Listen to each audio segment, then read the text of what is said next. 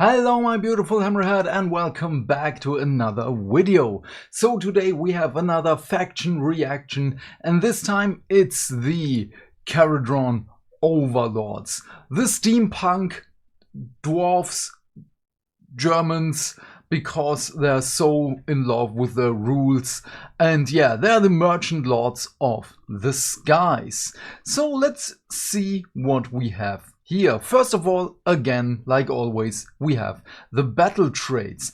All Kharadron Overlords armies can use the following abilities. So once per battle, the deployment phase, flying high. Declare, pick a friendly sky vessel that is part of a regiment from which no units have been deployed. Then pick a number of units up to its transport capacity, see its war scroll, that are in its regiment. The effect is, set up all of those units in reserve in the clouds that have not yet been deployed. So this is basically the Stormcast Eternal equivalent of teleporting down, but just with a vehicle. So then we have, of course, in your movement phase or movement ability, descend from the clouds. Declare, pick a friendly sky vessel in the clouds to use this ability. The effect is, set up that sky vessel anywhere on the battlefield more than 9 inches from all enemy units. Then set up all other units that were set up in the clouds with that sky vessel, wholly within 6 inches of it and more than 9 inches away from all enemy units. Okay, this is nice. This is, again, the Stormcast Eternals variant of teleporting onto the battlefield, but just with more firepower. Then we have Transport Skyfarers. It's a reaction ability, it's a movement ability. You declared a non-charge move ability for a friendly sky vessel. Okay, used by the sky vessel that's using the move ability. Okay. The effect is, pick a number of units up to that sky vessel's transport capacity that are wholly within 6 inches of it to be the targets. Units that have been transported this turn cannot be the targets. Makes sense. Remove the targets from the battlefield. After the sky vessel ends its move, you must set up each target unit on the battlefield wholly within 6 inches of that sky vessel and not in combat. Those units have been transported. A unit cannot use charge abilities if it was transported in the same turn. Damn! I just wanted to say that would have been so awesome because there is nothing for 9 inches away from enemy units. Okay, but that would have been way too powerful as a reaction ability. Okay, then we have the last one. It's a passive defensive ability, Sky Vessel Cover. The effect is subtract 1 from hit rolls for shooting attacks that target friendly Kharadron Overlords infantry units while they are wholly within 6 inches of a friendly ironclad or frigate. That's nice. I like that one. Okay, then we have the battle formations with the Engineers Guild Expeditionary Force. Of course, we need long names for the Kharadrons. A special procurement, once per battle deployment phase. It's a special ability. Declare, pick a friendly non-unique Kharadron Overlords hero. So everyone but Brock Grunkson or whatever his name was and Dreki. That does not have an artifact of power. Oh, interesting. I should have read everything here. The effect is, give that hero 1 artifact of power from the inventions of the Skyports. Huh. Okay. That kind of reminds me of, give that man a shield. Okay, Arcana and Invocations is just, yeah, well, we have none of that. We have artifacts of power. Okay, I like that we're going into that one. But wait, what is the other things here? Okay, there is nothing for other battle formations. Maybe way down there. So, we have the artifacts of power. Inventions of the Skyports, hero only. We have Blazebeard and Sons, Drag Hobbler, Mag Bollers. It's once per battle, it's a defensive ability, any shooting or combat phase.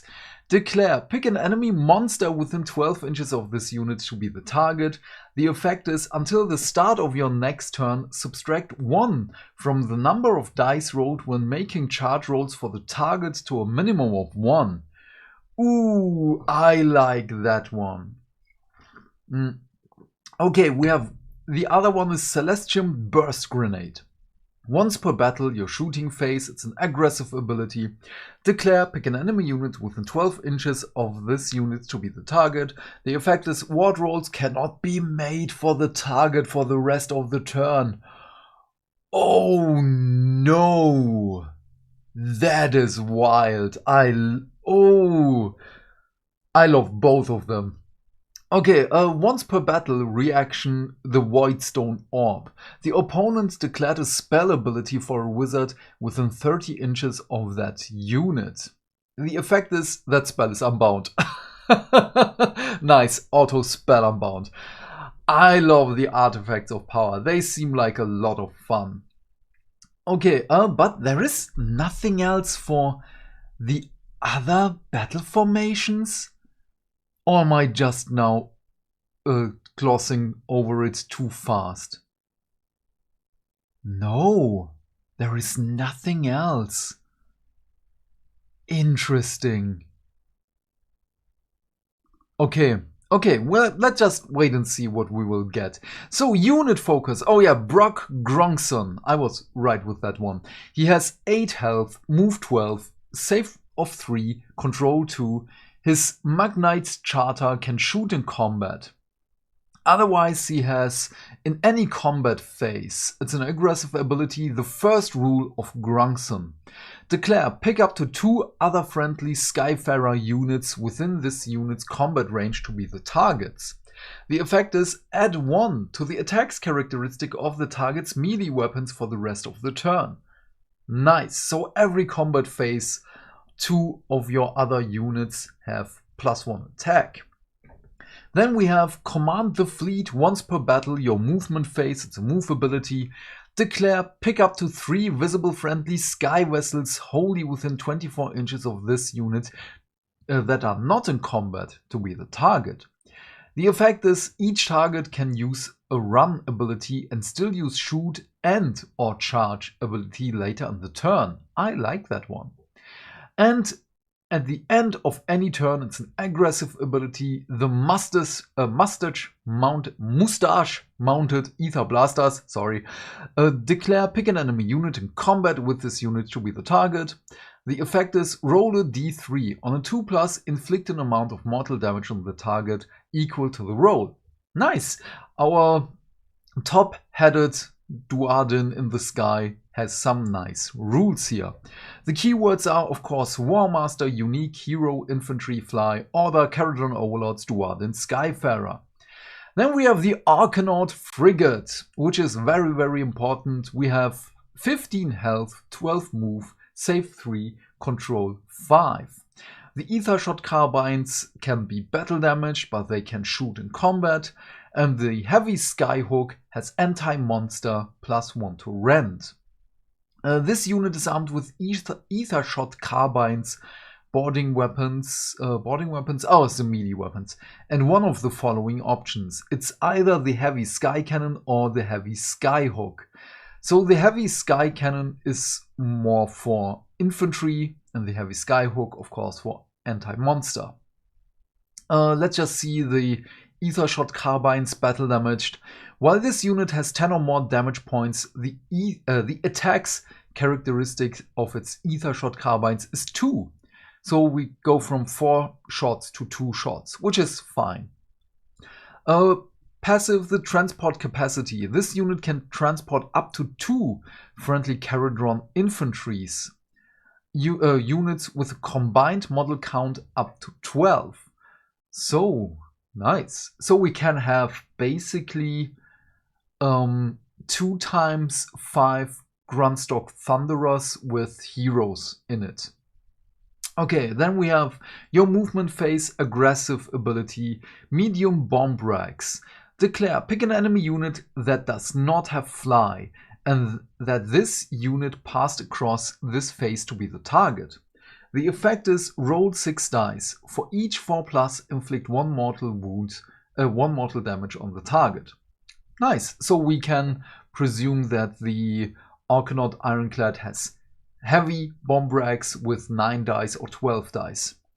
Okay, then we have the last ability. In your charge phase, it's a movement ability. It's an assault bolt. Declare. This unit cannot use this ability if it is in combat or has used a run or retreat ability this turn. Very important for countercharging. Pick a number of units up to its transport capacity that are wholly within 6 inches of it and that have not charged this turn to be the targets. Then make a charge roll of 2d6. Oh, interesting. Remove the targets from the battlefield. Then this unit can move a distance up to the value of the charge roll and must end the move within half an inch of a visible enemy unit. Then set up the targets wholly within this unit's combat range. The targets can be set up in combat and have strike first for the rest of the turn. This unit and the targets have charged. Damn! Keywords core move and charge. Keywords war machine fly. Oh, I love assault bolt. Okay, then we have the Sky Wardens. They have 2 health, move 12, save of 4, control 1. Their Vulcanizer pistols have shoot in combat. The Athematic volley gun has a crit and 2 hits. The Sky Warden heavy weapon has anti-monster +1 rend. Their melee weapons, the Sky Pike has crit the mortal damage. That is a lot. Okay, then we have each model in this unit is armed with a Vulcanizer pistol and Sky Pike. Yeah, makes sense. 1 in 3 models can replace their weapons with an Athematic volley gun and gun butt. So the Athematic volley gun is the anti-infantry one. Then we have 1 in 3 models can replace their weapons with the Sky Warden heavy weapon. It's either the grapnel launcher, the skyhook, or the drill launcher. And the gun butt. What is the drill launcher? The drill launcher is not here. The champion cannot replace their weapons.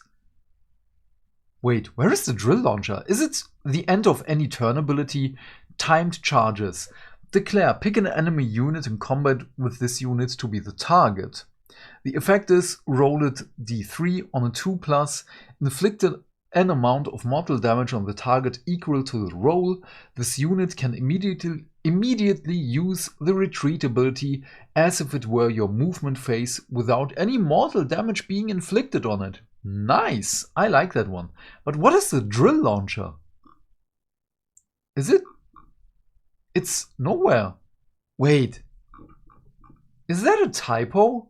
That's probably a typo. Okay, let's just mark it as a typo and just move on. They have infantry, they have a champion, and they have fly. Okay, the Grunstock Thunderers. They have 2 health, move 4, save 3, control 1. The Etheric Fumigator or Deck Sweeper, oh, it's now just 1 profile for both of them, has anti-infantry +1 rend, and they can shoot in combat, which is really, really nice. So each model in this unit is armed with an ether shot rifle and a heavy gun butt. So the heavy gun butt is always there. 2 out of 5 models can replace the ether shot rifle with an Etheric Fumigator or Deck Sweeper. Okay. 2 out of 5 models can replace the ether shot rifle with a Grunstock mortar or ether cannon. Oh, that is also I love this one. Before that, it was just everyone has a different weapon, everyone has to roll separately, and now we at least have just 3 weapon profiles instead of 5. Oh, that is so good. The champion cannot replace the ether shot rifle. Oh, nice. Okay. Their ability is your shooting phase. It's shooting ability, of course. Hold this position. The effect of it is if this unit has not used a move ability this turn and was not set up this turn, This unit's ranged weapons have shoot in combat for the rest of the turn. Wow, okay. So just stand still on a mission objective and let everyone just bump into your face and let's just say hello until you see the flash of their weapons. Infantry, Champion, Standard Bearer, 1 and 5. Order, Kharadron Overlords, Duard, and Skyfarer. Okay, word from the studio, just a small one. The biggest change to Kharadron Overlords this edition is the new way the sky vessels transport warriors around the battlefield. They no longer work like garrisoning buildings, thank you, as they did in previous editions, and instead, each time a sky vessel moves, it will be able to pick up a nearby unit and drop them off again after the move. Oh, this is so good! This makes the gameplay much smoother, with less room for ambiguities and the constant checking of who's aboard which airship. It also means the Kharadron Overlords player will have their models on the battlefield rather than set off to one side, which helps give both players a more accurate assessment of the battle state. Oh, thank you! This is so good! Okay, Spearhead, Spotlight, Skyhammer, Task Force. They look like flying bubblegums. I love this so much. This is beautiful. Okay, a Skyhammer Task Force. The reaction ability, it's a movement ability. You declared a non-charge move ability from for an Arcanaut frigate.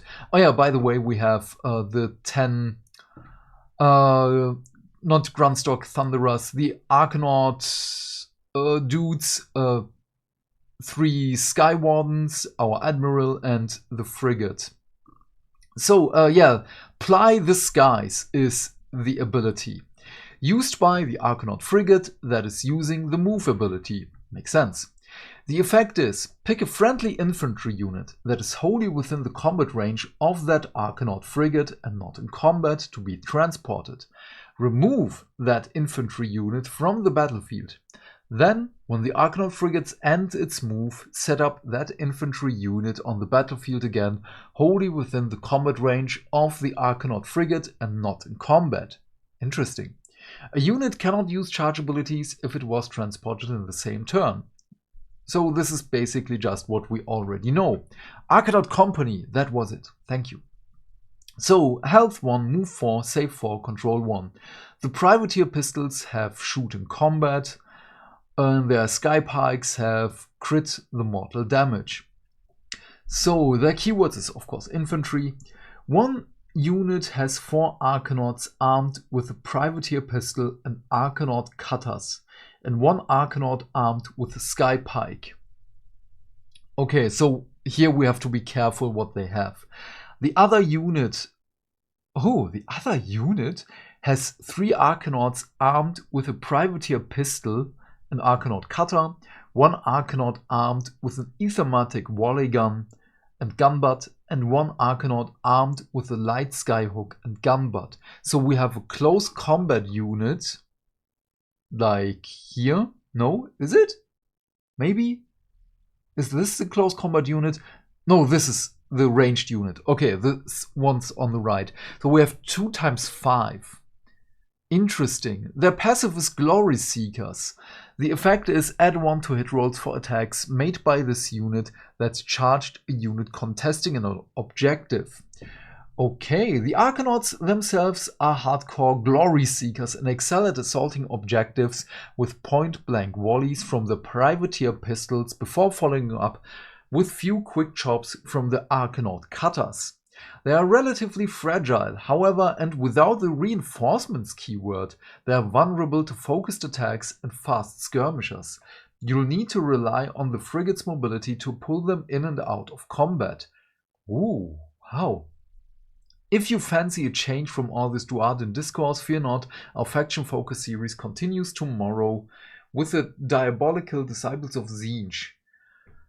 Oh, I love the Kharadron Overlords Spearhead here.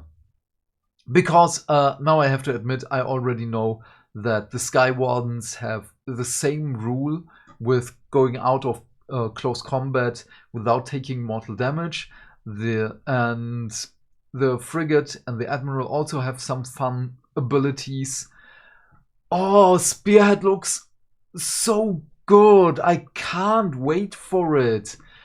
Give us the rules, Games Workshop. Oh man, I want to play Spearhead. And by the way, this picture is just freaking amazing. But yeah, okay, that was it with our Sky Stunties. I'm really excited for them. Spearhead again looks way more fun again. I don't have any more words for it. So, but yeah, before I end this here, and we're going to Disciples of Zinj tomorrow, please remember that I uploaded a Star Wars Shatterpoint video on Sunday. Please have fun with that one. But what else? Yeah, that was it. Sorry, I thought there was more. But yeah, what are your thoughts on the Kharadron Overlords here? Please leave your thoughts and questions in the comment section down below. I am keen to know what you have to say. And while you're down there, please remember to do all the YouTube stuff, because hitting buttons is not only fun. Why? Because that way we can build a bigger community and talk more wargaming almost every day. And by that, I of course mean like and subscribe. And if you want, you can support me with the links in the description box down below. But until then, have a great day, my friend. Stay fantastic. Stay hydrated, and I will see you in the next video. Bye, bye, bye.